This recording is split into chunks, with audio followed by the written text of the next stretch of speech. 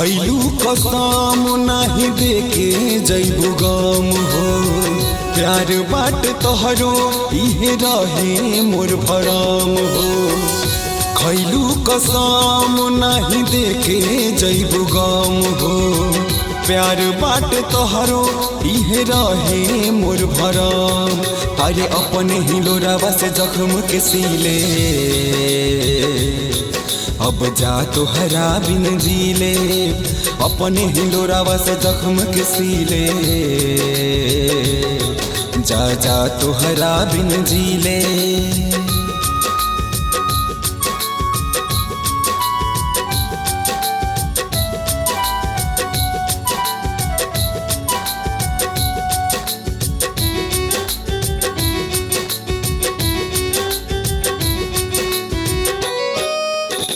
झूठा रहे वादा झूठा बारू तू सनम हो।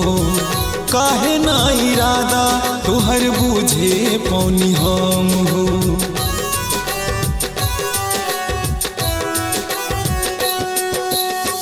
झूठा रहे वादा झूठा बारू तू सनम हो।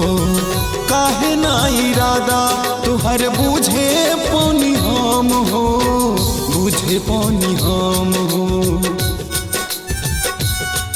तोहर दिहल जुदाई के जहरिया के पीले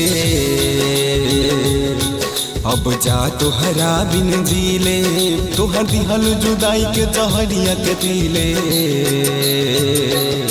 जा जा तोहरा बिन जीले।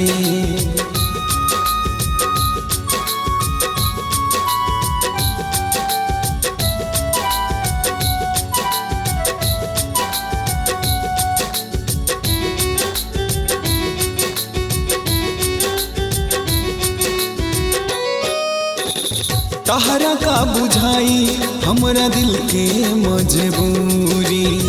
सहे नहीं पावे एको पल के तुमसे दूरी।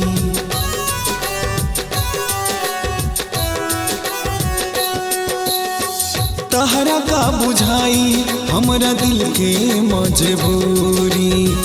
सहे नहीं पावे एको पल के तुमसे दूरी।